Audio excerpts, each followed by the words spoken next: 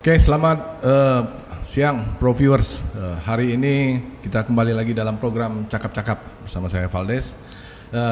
Untuk hari ini kita kedatangan tamu spesial, satu kehormatan di dalam studio kami, Pro Sumut TV sudah menghadirkan dua orang yang sangat kita tunggu-tunggu untuk topik kita kali ini tentang pengembangan kawasan Danau Toba. Bersama saya di sini Direktur Bisnis Pariwisata dan Kelembagaan Kepariwisataan Badan Pelaksana Otorita Danau Toba, Bapak Raja Malam Ukur Tarigan. Terima kasih Pak. Waktunya yang sangat padat masih menyempatkan diri. Ya, Valdes, terima kasih. Kayak berita Pak. Maju. Di samping kami juga bersama kami dalam podcast ini ada Bapak Profesor Dr. Robert Sibarani, guru besar dari Fakultas Ilmu Budaya Universitas Sumatera Utara yang selama ini menjadi peneliti, pemerhati dan kemudian menjadi praktisi juga dalam kepariwisataan khususnya dalam pengembangan kawasan Danau Toba. Terima kasih Prof, di sela-sela waktu yang sangat sibuk bisa datang ke sini. Selamat siang. Selamat siang Prof. Ya, dalam topik kita kali ini kita membahas bagaimana pengembangan Danau Toba, prospeknya, kemudian apa kira-kira akan mau dilakukan setelah event-event besar. Salah satu event besar adalah F1H2O yang sudah sukses diselenggarakan.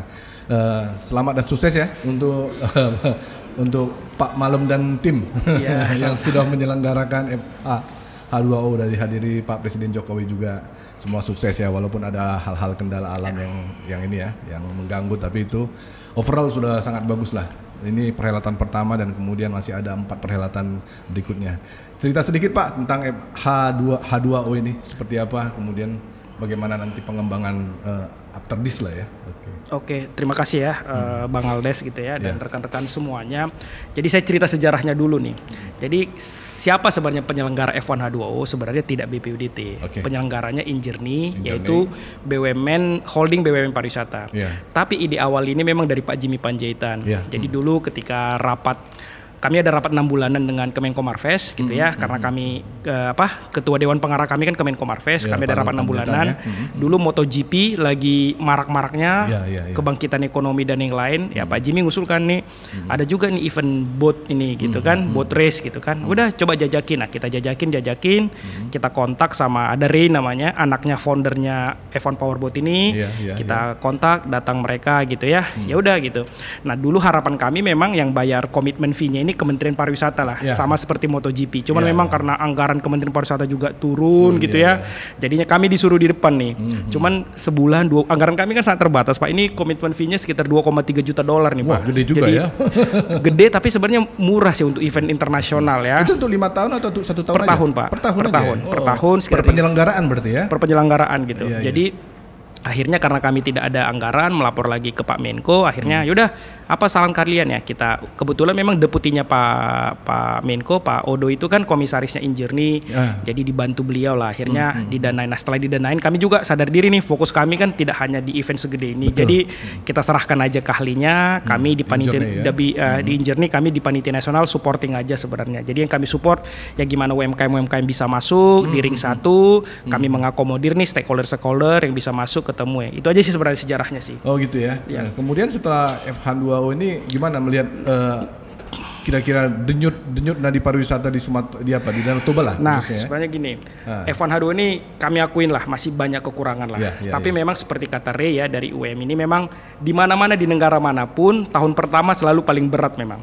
Selalu di negara manapun, di Sharjah, di Italia, dimanapun. Tahun kedua tinggal 10% masalah. Jadi tahun depan masih ada masalah kita 10% lagi nih Bang gitu ya. 10% ya gitu. Tahun ketiga harusnya jalan gitu. Nah, memang dari awal kita udah tahu kok kita ini sebenarnya ya kalau mau fair belum siap Danau Toba venue ini. Belum siapnya apa? Dari segi akomodasi. Dari awal kita sudah prediksi 25.000 wisatawan memang nggak akan mungkin bisa cukup dengan ketersediaan kamar di di Danau Toba. Tapi memang kalau nggak sekarang kapan lagi gitu. Kalau mau fair sebenarnya F1 ini lebih siap di Bali, di Bajo, di Bintan gitu ya, di Bangka Belitung gitu ya. Tapi memang kita paksakan biar sama-sama kita lihat bahwa memang ada kebutuhan untuk perlu diperbaiki ke depan. Itu sih sebenarnya. Gitu ya. Ini event dan kemudian dimanfaatkan untuk mendongkrak kepariwisataan ya, untuk pariwisata Danau Toba ya. Minimal kan kita setiap Februari akan menyelenggarakan ini nih. Setiap Februari menyelenggarakan nih. Bahkan ini saya kasih bocoran aja nih. Sebelum Februari di Oktober ini kita buat kejuaraan dunia juga nanti nih, dibantu Injer nih.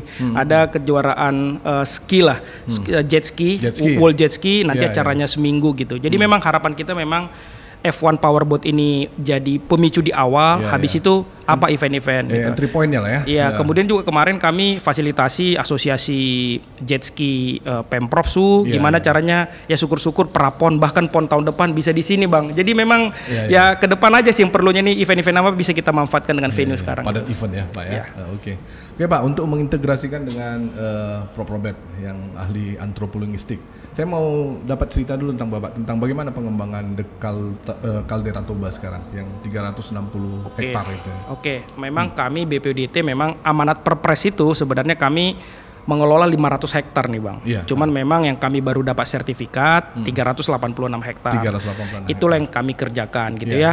Jadi kami kerjakan sekarang ini memang kami terutama direktorat saya memang fokus pengembangan di Caldera Nomadic di Toba Caldera Resort namanya Toba kan. Lotnya itu The Caldera Nomadic Escape. Kami memang ya puji Tuhan lah ya, maksudnya Desember kemarin akhirnya kita groundbreaking, Pak Menko datang, Pak Sandi datang gitu untuk investor pertama kita. Jadi mudah-mudahan nih nanti Juli tahun depan kita udah punya hotel bintang 5 pertama lah. Pertama di Caldera Resort itu. Kenapa perlu hotel bintang 5 sebenarnya? Biar itu lokasi MICE gitu. Misalnya dari dulu ya G20 sebenarnya kalau kita udah punya venue dari dulu harusnya bisa bisa gitu kan, walaupun nggak perlu Nusa Dua lagi ya. Nah, ini KTT ASEAN Summit justru jauh-jauh ke Bajo nih. Harusnya kita yang dekat ke ASEAN. Jadi mudah-mudahan dengan ada hotel bintang 5 ini bisa jadi venue lah. Harapan kami sih memang dengan adanya hotel bintang 5 ini bisa multiplier effect lah. Pasti ada hotel bintang 5, pasti butuh tenaga kerja lokal, pasti butuh bahan baku lokal dan yang itu kami kejar. Targetnya tahun berapa Pak? Targetnya sih ini kan kebetulan investornya berharap sebelum Pak Jokowi lengser, Pak Jokowi meresmikan hotel bintang 5 ini. Pak Jokowi itu ya, jadi sebelum Oktober lah, harusnya Agustus, Juli gitu sudah selesai. Tapi sudah groundbreaking. Sudah groundbreaking. Jadi lagi dikejar, sekarang lagi proses pembangunan sebenarnya Bang. Oke, saya ke Pak Robert. Pak Robert, ini hal yang sangat luar biasa nih kalau misalnya Badan Pengelolaan Otorita Danau Toba bisa mengelola 386 hektar di Caldera Resort ini. Dari Prof. Robert, kita tadi diskusi juga Prof ya sebelum kita podcast tadi. Bagaimana melihat ini Prof? Ya, pertama-tama kita bersyukur ya bahwa Danau Toba yang indah, sangat indah dan besar itu memang surga katanya ada di Sumatera Utara. Ini bersyukur kita. Oleh karena itu, karena keindahannya dan juga daya tariknya, kita berpikir membuat berbagai macam event supaya apa? Supaya wisatawan dari seluruh penjuru dunia bisa datang. Salah satu apa yang dilakukan di F1 Powerboat itu. Terlepas dari plus minusnya, itu kan satu kegiatan yang luar biasa. Dan itu tidak mungkin dilakukan tanpa daya tarik dari kawasan Danau Toba itu atau Danau Toba sendiri. Meskipun sebenarnya dalam sejarah letusan Gunung Toba mulai dari 1,2 juta tahun yang lalu, itu kalau saya tidak salah Harangan Gaul sampai ke Silai Sabungan, kemudian masuk pada 800 tahun yang lalu Harangan Gaul sekitarnya, kemudian di 500 tahun yang lalu dia Porsea sampai ke Parapat, tetapi yang paling yang kita sebut dengan letusan yang dahsyat itu super volcano sehingga terjadi Danau Toba itu sekitar 74.000 tahun yang lalu. Ini barangkali sekarang menjadi kita bersyukur karena terbentuknya kawasan Danau Toba yang indah itu. Maka persoalannya adalah bagaimana itu menjadi daya tarik. Di pariwisata seperti itu menjadi daya tarik, menjadi attraction. Tentu bukan hanya di kehebatan secara geologis, tetapi juga berhubungan dengan flora dan fauna yang ada di sana. Jadi tentu itu yang kita sebut dengan bukan hanya geodiversity, tapi juga biodiversity. Kita lihat itu di masing-masing katakanlah titik-titik yang menjadi destinasi wisata kita. Tetapi yang tidak kalah menariknya adalah karena biodiversity, maka muncul juga cultural diversity. Okay. Ini yang menjadi sangat penting sebenarnya, menjadi daya tarik untuk kawasan Danau Toba sebagai satu destinasi wisata yang sangat besar itu. Kemudian kita sudah melihat bahwa UNESCO sudah menetapkan itu menjadi 16 geosite. 16 geosite itu kalau dilihat-lihat sebenarnya semua itu berada pada 33 tempat. Karena satu geosite seperti Balige, Meat, Batu Basilha dengan Liang Sipege itu 4 tempat yang kita sebut dengan geopoint itu. Ada 33. Oleh karena itu saya sangat senang juga bahwa ada satu otoritas untuk 360 atau 350 yang tadinya 500 hektar itu, tetapi 33 tempat lain yang berada di 7 kabupaten, saya kira ini menjadi sangat penting. Artinya perlu juga diperhatikan. Perlu diperhatikan.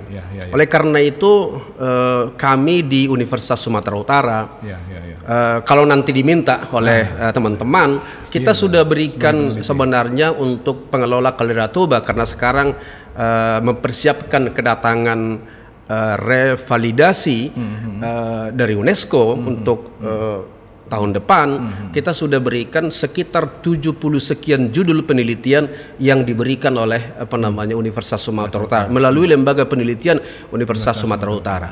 Jadi saya kira senang juga pada pertemuan hari ini, bukan hanya saya juga salah satu dari 75 itu, tetapi juga teman-teman nanti bisa diundang sesuai dengan angle penelitiannya. Itu artinya apa? Ada 75 judul riset untuk itu. Itu berbagai macam dari semua bidang studi, karena kita tahu Universitas Sumatera Utara itu kan terdiri atas 160 program studi, kemudian juga ada 24 S3, ada 42 S2. Nah, peneliti yang saya katakan itu kebanyakan penelitian dari teman-teman S2 dan S3 yang semuanya dosen Universitas Sumatera Utara. Mereka sudah melihat itu. Nah, kami sekarang dalam arti ini saya kebetulan saya sedang melakukan riset kolaborasi Indonesia dengan Universitas tahun lalu dengan Universitas Indonesia dan ITB. Tahun ini lanjutannya dengan Universitas Negeri 11 Maret dengan juga Universitas dengan ITB. Kita mau buat narasi dari 33 itu. Narasi ini tentu di dalamnya ada geostory, ada biostory, ada culture story, menghidupkan geosite, menghidupkan itu biar ada jiwanya. Nah, ini menjadi daya tarik sebenarnya. Saya katakan pertama itu attraction itu, karena di pariwisata itu kan perlu kali 4 ASC. Ini A yang kita bicarakan ini, dan hasilnya nanti ini akan bisa digunakan oleh 7 kabupaten kota, dan juga saya kira semua lembaga yang berhubungan dengan Danau Toba untuk mempromosikan minimal 33 angle di kawasan Danau Toba itu yang sudah ditetapkan oleh UNESCO. Itu yang pertama. Nah, yang kedua tentu memang tadi siap tidak siap itu harus ada. Saya lebih bagus tidak siap hotelnya, tetapi bisa tinggal di rumah-rumah, homestay. Saya punya kampung di situ, tidak jauh sekali dari Danau Toba itu, mungkin hanya 15 menit. Di kampung saya bisa 100 orang, 100 orang, karena rumah saya, rumah bapak saya, rumah kakek saya ada di situ. Artinya kita harus identifikasi rumah-rumah ini menjadi homestay. Jadi saya kira kalau hotel itu perlu untuk orang-orang kaya, artinya orang-orang yang berduit. Tapi kalau homestay, saya kira masyarakat akan dapat dari situ. Nah, itu amenitas sebenarnya. Di samping juga barangkali semua orang yang memiliki homestay itu akan dilakukan pembinaan. Bagaimana caranya menjadikan rumah menjadi homestay? Bagaimana juga harus nyaman mereka. Jadi saya kira hanya di Tipang saja, Desa Tipang, karena itu daerah penelitian saya, itu ada 31 kampung di situ. Bayangkan saja kalau 31 kampung, satu kampung terdiri atas 8 rumah, itu menjadi homestay, itu hotel besar itu. Nah, saya kira ini harus dipikirkan. Bukan hanya membangun bintang 4 dengan bintang 5, bukan hanya, itu perlu juga. Tapi juga bagaimana homestay ini dibuat, dan itulah disebut dengan amenitas. Ada tempat restoran makannya, warung yang tentu ramah kepada semua orang. Kami di Universitas Sumatera Utara sekarang sedang kerjasama dengan Malaysia yang disebut dengan bukan wisata halal, tetapi Muslim friendly tourism. Jadi artinya dia friendly pada Muslim, pada Buddha, pada yang lainnya nanti, sehingga sesuatu yang memang tidak membuat ramah kepada tamu kita itu akan kita buat ramah. Artinya jangan wisman tersekat-sekat nanti. Iya, itu dia. Itulah amenitas. Jadi something to buy sebenarnya yang membuat kita stay longer di daerah itu. Itu amenitas. Nah, saya kira ada. Tidak perlu membangun hotel, tapi kalau bangun hotel pun bagus juga kan, begitu dia. Itu homestay. Karena itu akan membuat semakin modern nanti. Iya, betul. Nah, yang ketiga yang memang perlu adalah aksesibilitas. Bagaimana akses pada katakanlah 33 geopoint itu. Karena itu bersejarah begitu kan. Kita buat sekarang narasi juga untuk itu, bagaimana aksesnya ke situ. Karena itu akan menunjukkan nanti geotrail di kawasan Danau Toba itu. Nah, siapa melakukan apa? Saya katakan tadi konsep kami ada dari Universitas Sumatera Utara. Itu yang ketiga. Tapi yang sangat penting adalah ancillary. Ancillary ini adalah lokal guide, tokoh-tokoh adat, para siswa dan sebagainya. Dia tahu menceritakan di mana yang dijumpai itu. Misalnya, ini ada objek wisata di Tipang, misalnya seperti Batu Sikapuka, di mana itu? Di sana dia. Ada yang menjelaskan di situ. Itu kita sebut dengan ancillary. Itu sebabnya konsep prawisata itu selalu 4A ada. Tapi saya mengatakan juga dalam tulisan-tulisan saya perlu safety dan comfort. Jadi bagaimana misalnya wisatawan itu merasa aman dan memang aman. Pertama merasa aman dan aman, tidak kecurian, tidak kalau ada yang tinggal misalnya. Dan ini bagian dari kita di pendidikan supaya bisa kita dan bersinergi juga dengan pihak keamanan supaya wisatawan kita aman. Yang terakhir itu adalah comfort. Comfort itu adalah nyaman. Lain aman dengan nyaman. Mungkin aman itu terhindar dari gangguan fisik, tapi nyaman itu terhindar dari gangguan itu.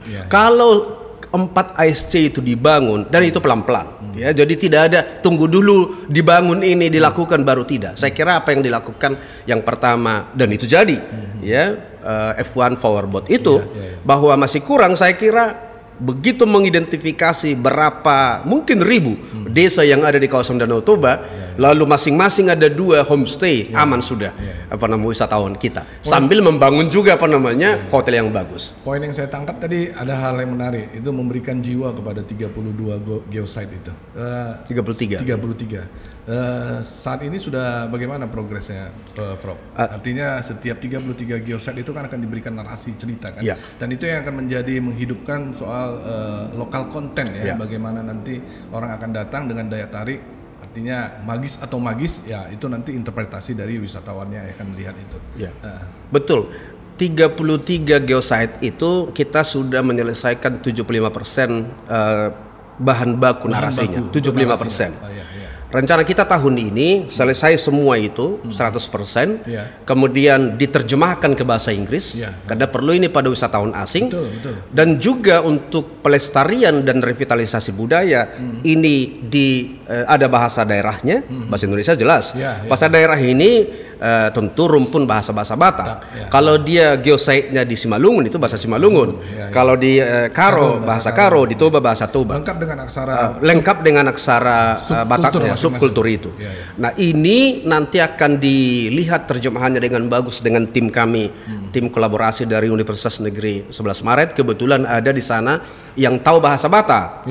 Dia orang Batak, itu Profesor Nababan.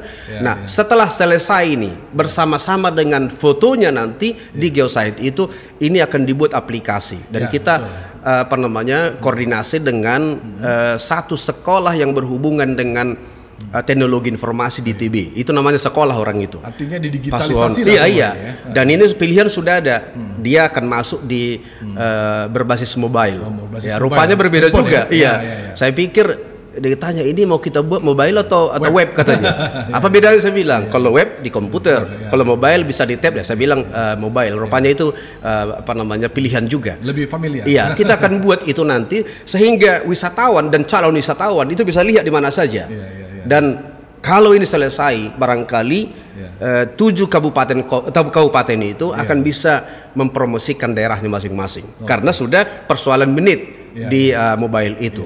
Nah, saya kira kolaborasi seperti ini perlu kita lakukan dengan BPUDT dan juga Badan Pengelola Kardera Toba, kemudian juga Dinas Pariwisata Provinsi dan Dinas Pariwisata di Kabupaten. Tetapi tanpa itu pun, karena kami juga punya pendanaan penelitian, kita arahkan. Kebetulan kalau ini bidang saya itu namanya anthropolinguistic landscape, jadi landscape anthropolinguistics. Sekaligus saya membangun sebuah klaster keilmuan untuk lanskap itu, dan saya juga mempengaruhi teman-teman aplikatif untuk itu. Saya kira itu yang bisa kita lakukan untuk saat ini. Terima kasih. Pak Raja, kira-kira apa yang disampaikan oleh Prof. Robert itu kan sangat menarik.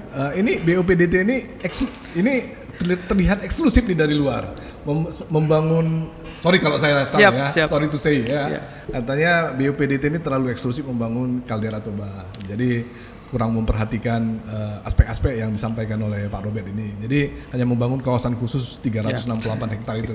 Gimana Pak Raja melihat ini? Ya, kita memang Bang tidak bisa menyalahkan juga persepsi orang memang, karena memang kami ada 5 direktur satu direktur utama 4. Memang fokusnya beda-beda. Kalau saya memang jujur aja memang fokus sekarang memang ke pengembangan kaldera ini, investasi. Karena dulu kan heboh sekali ketika BPUDT 2016 dibentuk, ada Monaco Asia dan yang lain kan. Betul. Ada jargon-jargon yang membuat orang menarik gitu ya. Masyarakat nunggu setahun kok nggak ada apa-apa nih kawasan ini, 2 tahun nggak ada apa-apa, 3 tahun gitu kan. Makanya setelah Pak Jimmy Panjaitan, kemudian akhir bulan ini Pak Jimmy 2 tahun nih jadi dirut nih. Saya ikut mendampingin beliau memang dari dulu gitu ya. Saya ditugaskan fokus ke kalderanya, minimal ada dulu sesuatu di kaldera ini biar orang melihat memang ada progres gitu. Nah, direktur lain seperti Pak Dito, direktur pemasaran, memang fokus dia koordinasi dengan 8 bupati nih makanya tadi konsep Prof. Sibarani, sebenarnya Prof. Sibarani ini tahun lalu setelah Pak Jimmy dilantik udah langsung menghadap kami sebenarnya. Kami datang ke USU sebenarnya Pak Jimmy, saya dampingin beliau gitu minta arahan lah ke tokoh Sumut lah tokoh pendidikan gitu ya. Nah, konsep kita memang sadar bahwa Danau Toba ini ada geopark itu geopark, ada badan pengelola gitu Kami sudah MOU nih Prof 3 bulan lalu sama mereka, kita bantu sama-sama. Nah, terus kami punya program nih, Pak Dirut punya arahan, kami buat namanya Trails of the Kings. Jadi gimana 16 geoset ini kita hubungkan, tapi nanti konsepnya trail. Jadi ini lagi semacam dot gitu ya. Iya, jadi ini konsepnya jadi event memang kami buat. Bagaimana dari satu geoset ke geoset lain, mungkin nanti eventnya jadi lomba lari. Ada event yang dari Danau Toba, dari Samosir ke daratannya kita berenang kayak dan yang lain. Kayak triathlon lah gitu ya. Iya, itu memang nanti yang lagi kami konsep. Nanti bisa lah sama Prof. Sibarani kita diskusi terkait apa kalau kami istilahnya storynomicnya nih Prof. Gimana menceritakan ini gitu ya. Mungkin nanti gitu. Kebetulan kami itu memang program unggulan lah, Trace of the King itu gitu. Itu kami kerjakan sekarang gitu. Dari acara F1 H2 Boat itu, kira-kira geosite itu menjadi daya tarik nggak untuk para peserta yang datang kemarin? Paling nggak untuk rombongan dan tim kru segala macam itu. Kalau sekarang sih itu saya kurang tahu ya, karena memang ada beberapa geoset udah ready ya. Si Tinsur misalnya memang tanpa kita promosikan pun gitu orang udah datang gitu orang udah datang di sana menikmati pemandangan di sana gitu. Tapi memang ya itu tadi dengan Trace of the King ini kita ini kan membantu memasarkan sebenarnya. Sama seperti cerita Prof tadi terkait homestay gitu ya. Karena kebetulan tanggal 10 Februari kemarin 8 sampai 9 Februari kami bantu gimana homestay ini bisa hidup lah kami jadi tempat orang buat nginap gitu. Jadi kami ini sebenarnya lebih ke arah membantu pemasarannya gitu. Betul. Yang saya tangkap sebenarnya dalam pengembangan Danau Toba ini, sorry kalau saya dikoreksi ya nanti. Ada 2 klaster ya sebenarnya ya. Artinya klaster yang pertama adalah klasternya BPUDT soal the Caldera Toba. Kemudian klaster yang disebut oleh Prof. Sibarani ada di luar the Caldera Toba yang harus dibangun semua culture-nya lah, storyline about the culture kan. Kemudian di BOPDT sendiri memang membangun 368 hektar itu untuk satu kawasan yang hunian eksklusif, dan kemudian tamu-tamu atau passenger yang kelas A datang ke sana ya gitu ya. Gimana mengintegrasikan ini sebenarnya? Makanya ini bagian informasi juga ya ke rekan-rekan semua gitu ya, bahwa kami ini BPUDT punya 2 fungsi nih Bang. Yang pertama memang kami fungsi otoritatif, kami mengelola kawasan otorita. Yang kedua fungsi koordinatif. Jadi kami berkoordinasi di 8 kabupaten, 7 yang punya danau tambah Pak Barat. Jadi kami mengkoordinasikan lah. Jadi kami tidak bisa intervensi sih, tapi kami bisa terlibat berkoordinasi dengan bupati bupati, misalnya untuk geopark tadi, apa yang bisa kita kerjakan di geoset itu kita bisa terlibat di situ sebenarnya. Tapi di satu sisi lagi kami harus menjadikan kawasan otorita ini yang kami sebut Toba Caldera Resort, ya, untuk jadi kawasan premium pariwisata gitulah kira-kira. Ya, betul, gitu sih. Betul. Sebenarnya tidak eksklusif lah. Kenapa harus premium? Karena begini. Biar ada alasan orang untuk datang. Gimana sekarang kan yang menjadi challengingnya di Toba, length of stay kita kan cuma 1,5-1,7 hari wisatawan. Nggak sampai 2 hari. Nah, kami menciptakan sebuah tempat gimana orang bisa lebih dari 2 hari di sana, betul. Ada penginapan dan yang lain. Tapi good pointnya adalah sekarang aja dengan kondisi kami biasa-biasa, kami udah ada 30 orang nih, Prof nih, masyarakat Sigapiton, Sibisa Motong yang kerja di kami. Artinya itu sih, kenapa perlu premium gitu ya? Karena biar menyerap tenaga kerja itu. Jadi sekarang ini ada 30. Bahkan kemarin kami outbound gitu ya. Salah satu karyawan terbaik itu sudah dari Motong itu, ada Goodman Manurung namanya. Artinya orang lokal pun hebat-hebat nih sekarang ini. Itu sebenarnya. Namanya aja orang baik, Goodman ya. Goodman. Walaupun GUD. GUD ya. Terjemahan bebas. Prof, bagaimana melihat ini supaya bisa terintegrasi nih, Prof? Ini kan sesuatu pekerjaan yang harus dilakukan secara bersama-sama kayaknya ya. Integratifnya ini luar biasa ini. Gimana nih, Prof? Saya kira memang yang by design itulah yang fungsi otoritatifnya mereka. Itu by design. Bahwa akan dibuat hotel begini, lalu di atraksi begini, itu. Jadi kalau disebut itu premium, tidak apa-apa, bagus itu. Tetapi sebagaimana kita tahu bahwa Danau Toba itu sendiri 100 km dengan 35 lebarnya, itu kan memang masih butuh pekerjaan koordinatif. Itulah yang dimaksud dengan fungsi koordinatif tadi. Nah, ini memang diharapkan semua kabupaten, ya tentu melalui bupati dan dinas pariwisatanya yang ada di 7 kabupaten yang punya danau, dan memang Pak tidak mau dikatakan dia tidak bagian dari kawasan karena memang kawasan itu. Tapi dia nggak punya danau. Tapi dikatakan punya danau, tapi dia bilang juga, Pak Bupatinya bilang bahwa kami menyumbang air ke sini. Itu sebenarnya yang mau dilihat. Nah, kalau ini bersinergi, saya kira luar biasa.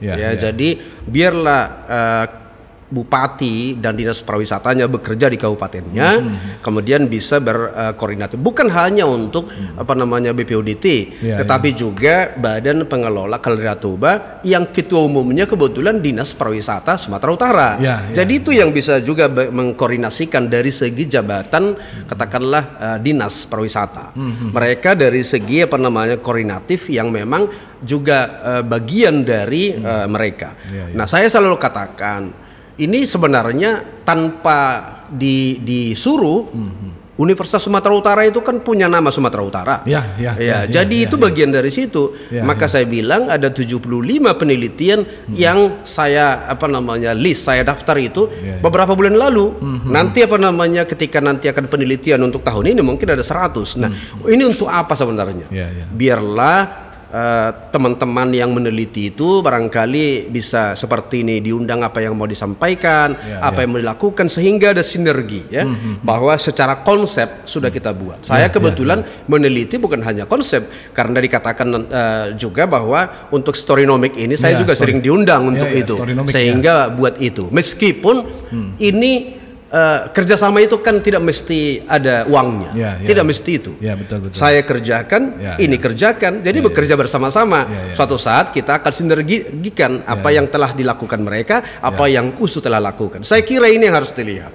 Nah, melalui pimpinan kami juga di Universitas Sumatera Utara ini kita sampaikan, jangan pula dari universitas lain yang lebih banyak bekerja untuk itu melakukan. Padahal waktu kami bertemu dengan Pak Dirut BPUDT dengan Pak Raja ini, saya bilang itu memang hebat di luar sana, tapi lebih hebat kami. Tapi kalaupun nggak hebat kami, bisa kita undang yang hebat itu, kan begitu dia. Supaya karena kecintaan itu dan juga waktu kan begitu, kita bisa lebih cepat. Saya kira ini bersinergi untuk melakukan. Tetapi yang sangat penting adalah bagaimana kita memberdayakan masyarakat di 8 kabupaten tadi itu. Betul. Yang bukan hanya pekerjaan dari katakanlah lembaga-lembaga kita sebutkan itu, tapi kita semua termasuk pemerintah kabupaten, bupati dan semua jajarannya memperhatikan itu. Saya kira yang adil sekarang diperhatikan melalui tadi geopoint itu, karena memang berada di hadapan mereka. Jangan katakanlah UNESCO sudah menetapkan dan itu masuk di pengelola Kaldera Toba, tapi yang lain dikerjakan oleh kabupaten. Saya kira bagaimana bersinergi, saya kira. Jadi tidak saling mengambil lahan ini, tapi bagaimana kita memberdayakan semuanya. Ada satu hal yang sebenarnya persoalan yang sangat membumi dalam persoalan bagaimana membangkitkan Danau Toba sebagai pariwisata. Bagaimana social responsibility kita melihat soal habit masyarakat, warga, itu kan sudah menjadi satu kajian dan cerita-cerita umum sebenarnya ya, bahwa ya secara culture memang orang Batak berbeda lah dengan orang lain gitu ya. Misalnya dengan Bali kan punya kepariwisataan berikut dengan manusia-manusia yang betul-betul memang acceptable terhadap orang-orang asing ya, termasuk mereka orang yang serve lah ya. Dari sisi ini BPODT seperti apa social responsibility-nya Pak Raja? Ya, ini kan persoalan yang sangat yang persoalan yang sangat roots ini ya. Iya betul siap.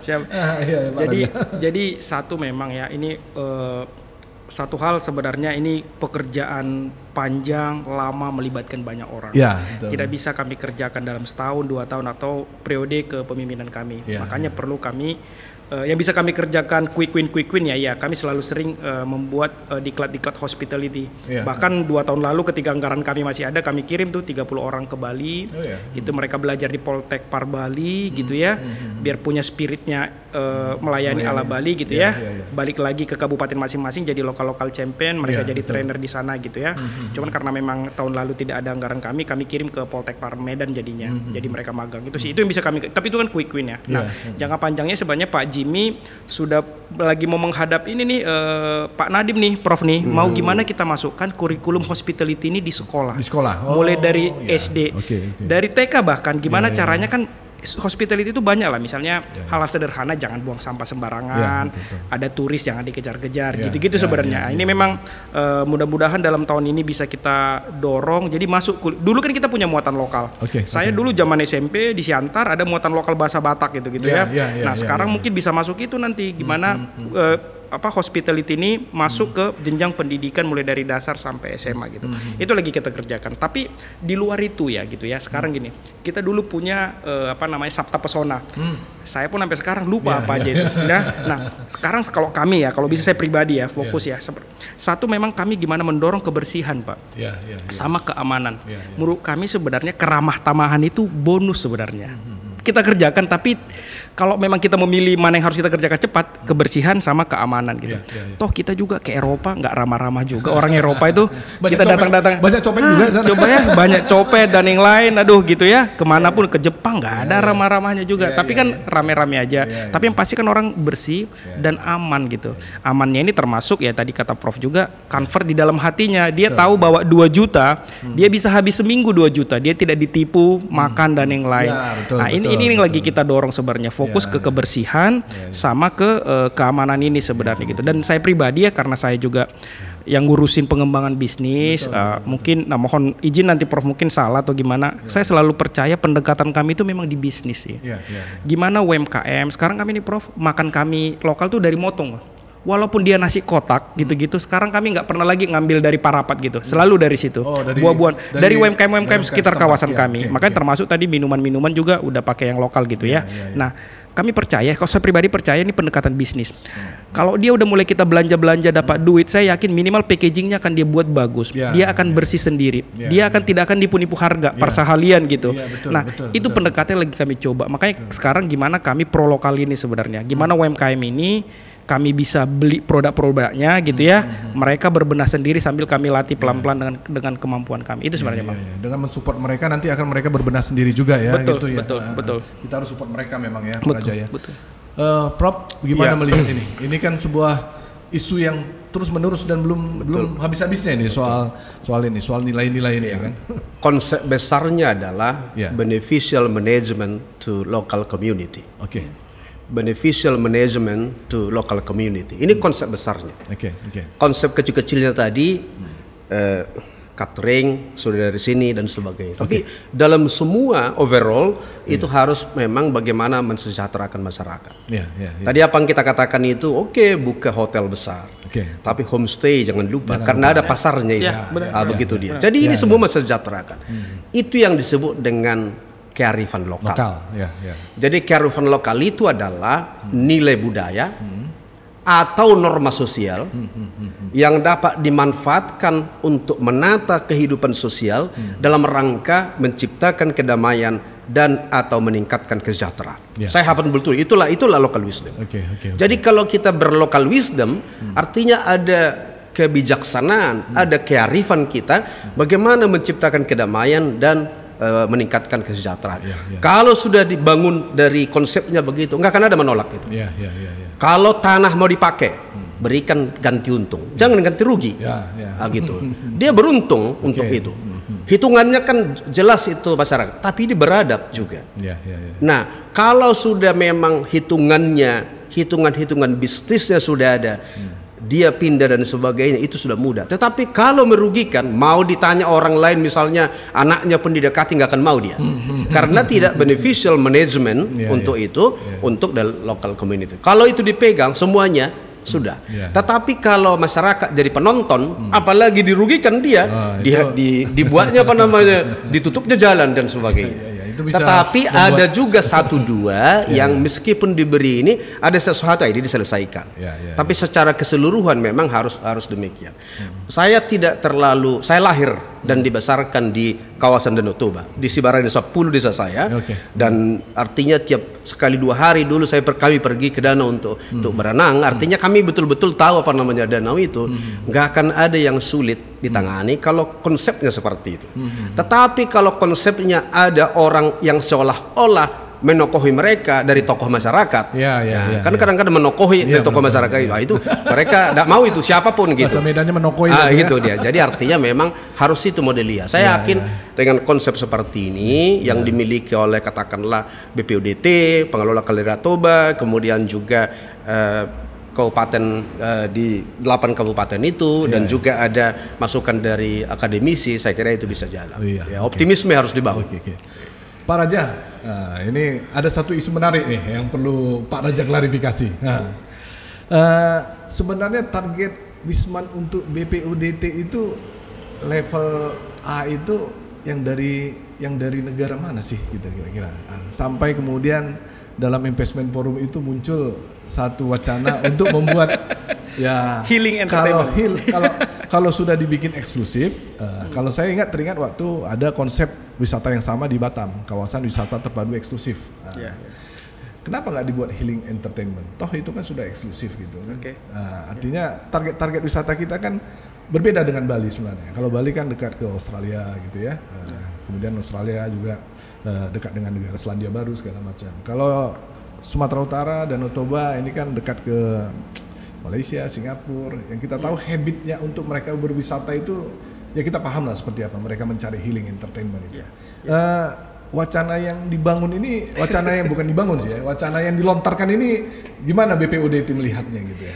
Siap, pertama target wisatawan ya gitu ya. Kalau target wisatawan sebenarnya tidak spesifik, tapi kita mendorong bagaimana sekawasan Danau Toba bisa datang 1-2 juta wisatawan setahun ke kawasan Danau Toba, termasuk ke Karo, ke Dairi dan yang lain. Nah kalau khusus kawasan kami di Caldera Resort, kami targetkan tahun ini arahan Pak Jimmy Panjaitan bisa 400.000 yang datang. Dengan kondisi belum ada apa-apa ya, masih begitu lah ya sekarang ini Tahun lalu kami 211.000 yang datang. 211.000 ya. Nah kami itu yang kami dorong. Nah ke depan kami udah punya master plan nih. Apa yang harus kami kerjakan. Sebenarnya konsep healing entertainment ala Genting itu tidak ada di master plan sebenarnya. Cuman kalau ada investor yang mau ya silahkan aja ajukan surat minat. Kami kaji. Kami kaji. Ini kan isu-isu sensitif nih sebenarnya. Isu sensitif gitu ya. Tapi memang kalau di master plan bahkan 10 tahun ke depan belum ada ini konsep ini gitu. Konsep ini belum ada. Jadi ya ya kalau ada investor punya keinginan, ya dari dulu banyak sih keinginan investor ini ya. Kita sambut baik aja, kita kaji kira-kira perlu kita diskusikan ke Dewan Pengarah, kita diskusikan. Kalau kira-kira belum, ya nanti dulu kita diskusikan. Itu sih sebenarnya. Kira-kira Healing Entertainment ini seriously or apa ini? Or test the water ini ya? Kita kan nggak ngerti juga ya. Ya apalah ya.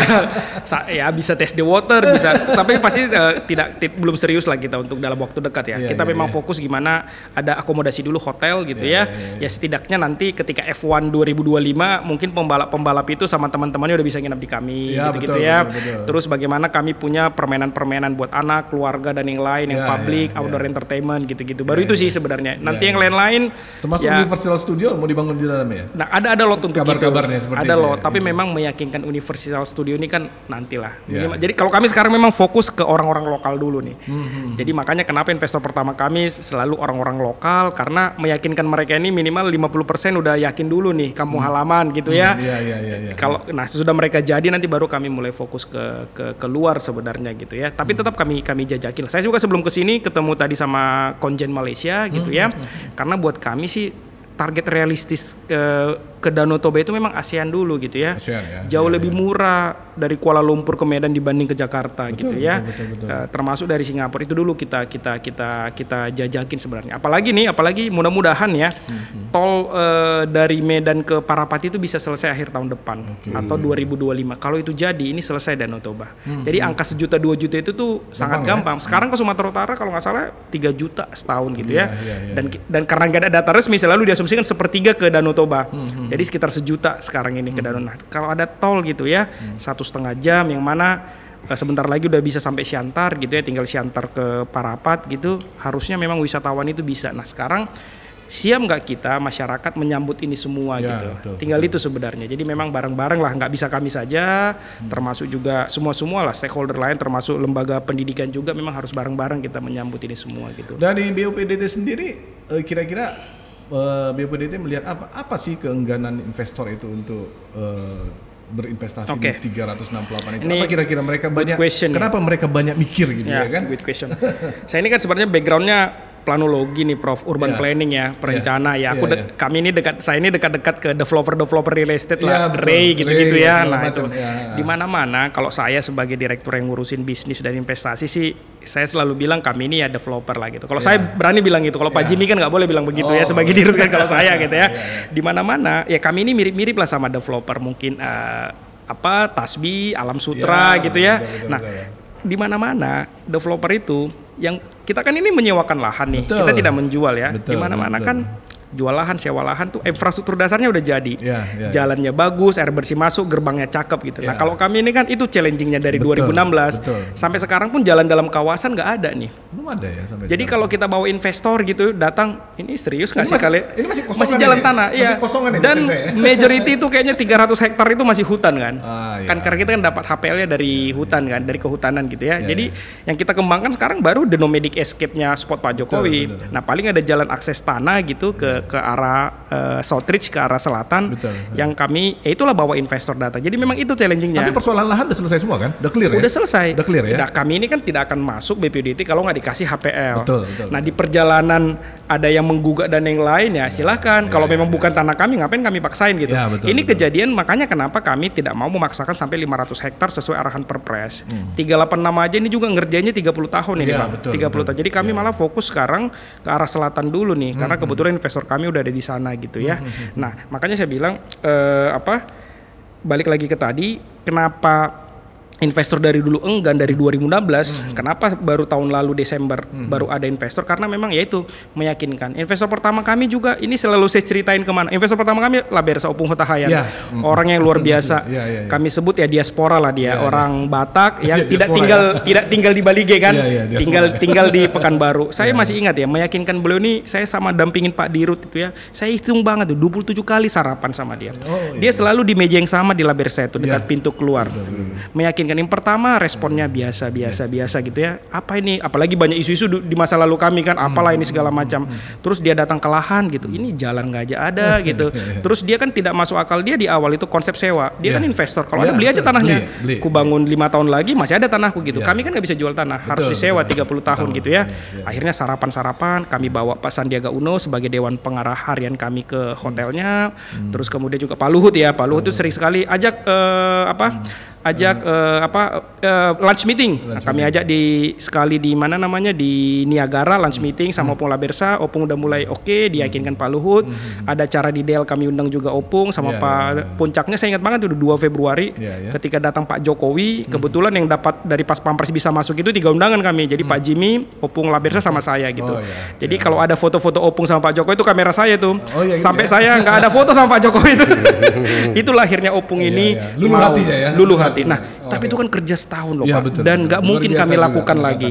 Nah, Opung akhirnya mau dengan kondisi jalan masih begitu, jalan akhirnya dia mau. Nah, tapi setelah Opung groundbreaking, ya kami jadi punya alasan ke PUPR, fungsi koordinatif kami untuk bangunlah jalan. Sudah ada investor yang masuk dalam itu. Udah ada gitu. Nah, akhirnya maulah PU, cuman karena PU memang adalah aturan-aturan ya, mungkin dirjennya pengen mengamankan menterinya gitu, buat jadi impres lah. Jadi memang ini instruksi presiden, sama kayak bangun venue di F1 H2O gitu ya. Ada impres langsung dibangun tuh semua itu. Nah, ini lagi kita tunggu, mudah-mudahan tahun ini dibangun gitu.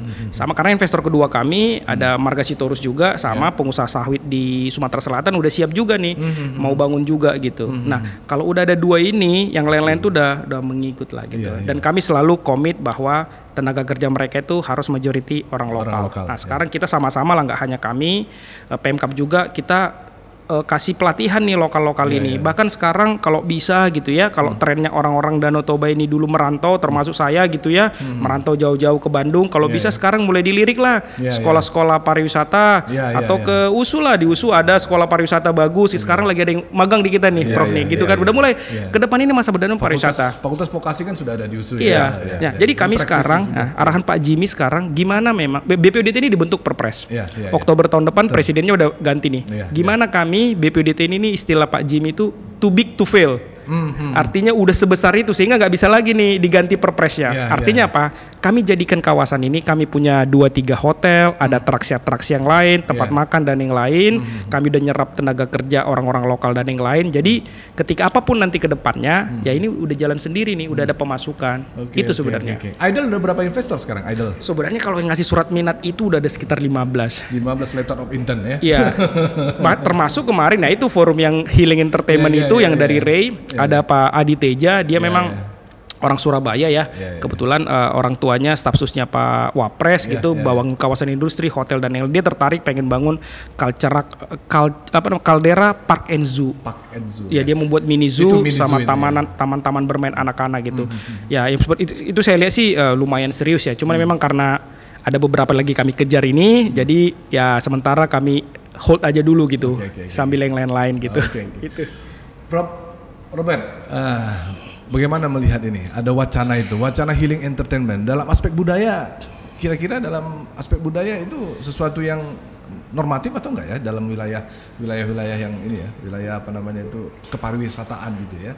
Apalagi kalau kita mengacu pada culture Batak lah ya. Kira-kira ada resistensi nggak dari warga? Ini kebetulan kan masih rencana. Jadi belum tapi tak apa-apa juga. Kalau kita peta-petakan, karena ini kan menyangkut kewisataan. Gitu ya. Namanya kan? Juga memang ini di daerah lokasi otoratifnya BPUDT.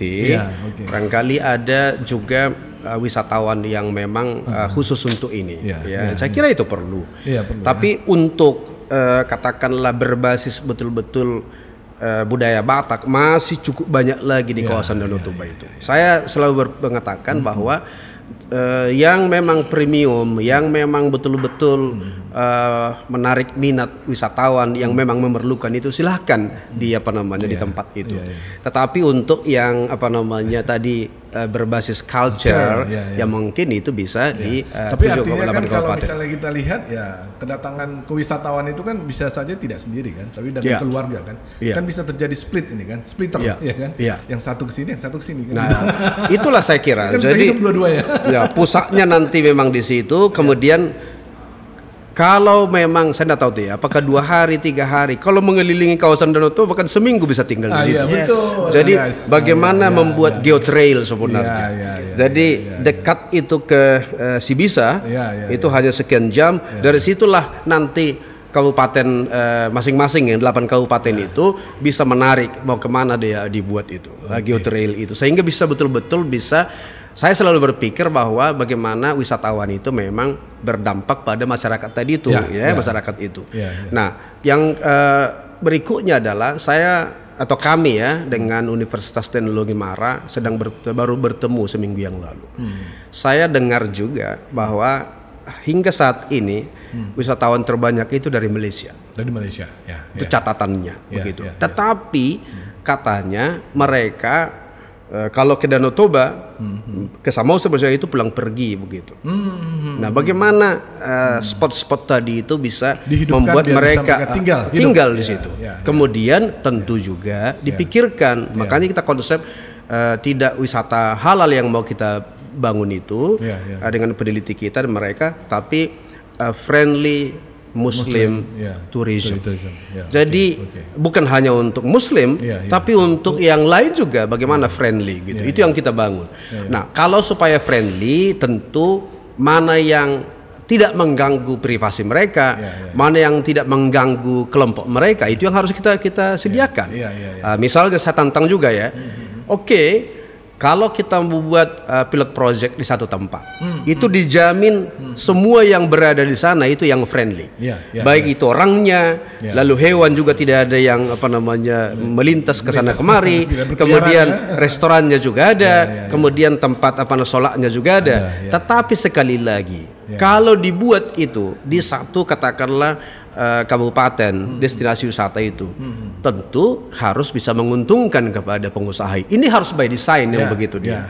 Nah, ini saya kira ketika nanti sampai ke kaldera di Sibisa, nanti akan mereka bisa tunjukkan ini katakanlah wisatawan dari Malaysia ini cocok pergi ke sana, cocok pergi ke sana. Jadi saya kira tidak apa-apa itu menjadi salah satu dari pintu masuk ke kawasan Danau Toba, dan memang salah satu juga yang memang ditawarkan kepada orang yang membutuhkan begitu. Dan intinya itu tidaklah uang orang yang hanya uangnya 3 juta kan begitu dia.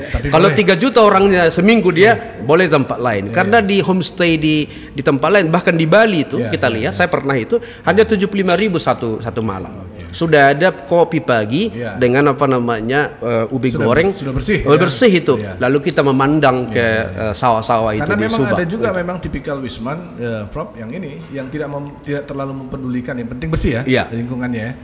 Sama kayak misalnya kita berangkat ke Bali, kita ambil homestay, karena dia akan bergerak keliling terus, karena dia akan traveling gitu kan. Betul. Nanti ketika sore atau malam dia kembali lagi untuk beristirahat, kemudian berangkat lagi. Ya, itu yang kita harapkan. Dulu kan sebenarnya sebelum tahun 98 itu memang seperti itu tapi pada saat itu masih terfokus ke Pulau Samosir dan sebagian ini. Nah, sekarang ini sudah memang katakanlah di 33 tempat, di 7 kabupaten atau 8 kabupaten yang kita sampaikan tadi. Kalau itu bisa terjadi, tidak perlu masalah kalau memang ada yang premium, ada yang lux, ada yang hebat sebagai pintu masuk di kaldera itu.